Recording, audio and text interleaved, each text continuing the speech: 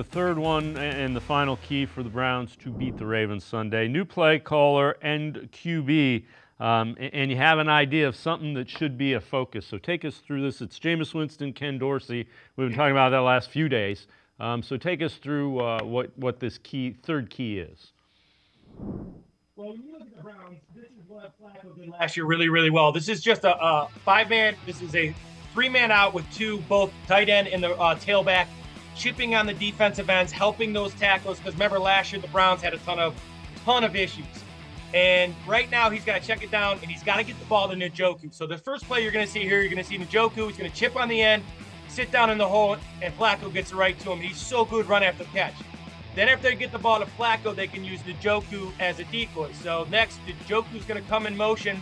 They're going to focus. You're going to see double coverage right there, and that leaves Elijah Moore one-on-one with the safety. The Browns, what Kevin Stefanski likes to do, and he'll still have a ton of input even though Dorsey's catching the ball, they've got to get the ball out of Jameis's hands fast. They got to get the ball to Njoku. Obviously, their two best players on offense, without question, are Njoku and Chubb. And Chubb coming off injury, he's still questioned. He's still got some work to do to get back. So their best player on offense right now is David Njoku, and it's not real close. So they got to get him the ball. Got to get him the ball early.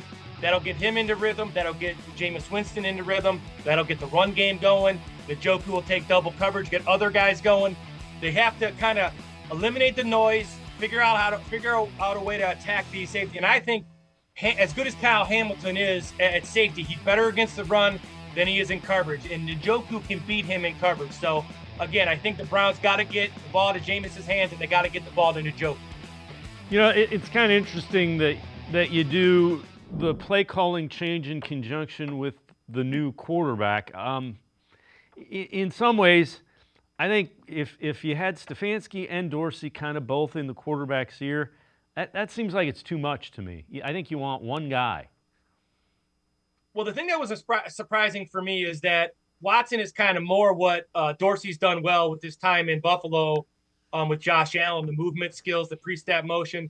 Winston is more of a Stefanski guy. Play action. They'll run the boot. They'll run that weak outside zone with the boot and waggle off it away with the levels concept. The empty personnel out of the empty formations out of big personnel. Excuse me. It's shocking because I think Winston kind of gives Stefanski what he wants. This tells me there's some dissension and some issues right now with who's calling play. Whatever the continuity they had from the ownership to the general manager to the coach, that's kind of gone right now, and that's what losing does to you. Losing makes you panic. Losing makes you do things that you might not do. When they say winning solves everything, it does. And I argue with people all the time. You win, these small issues go away.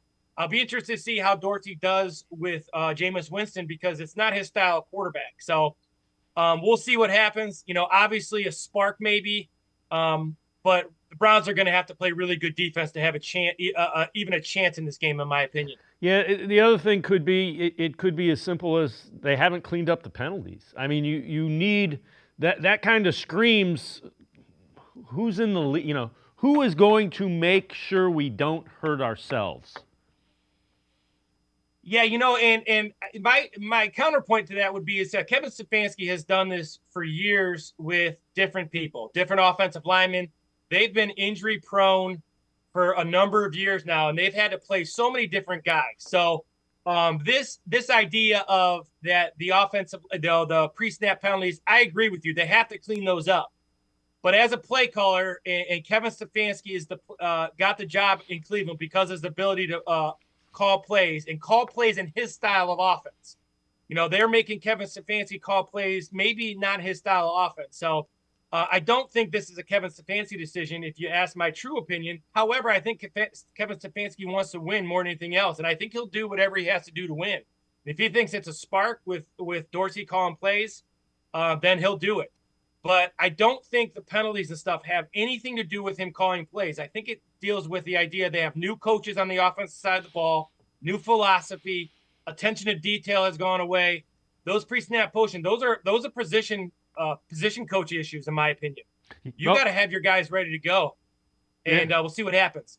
Yeah, I agree. I think the one thing is, though, you want somebody whose attention isn't divided to play calling to be going and kind of coordinating everything. And I think that might be what they were getting at. Again, the timing of it's just bizarre.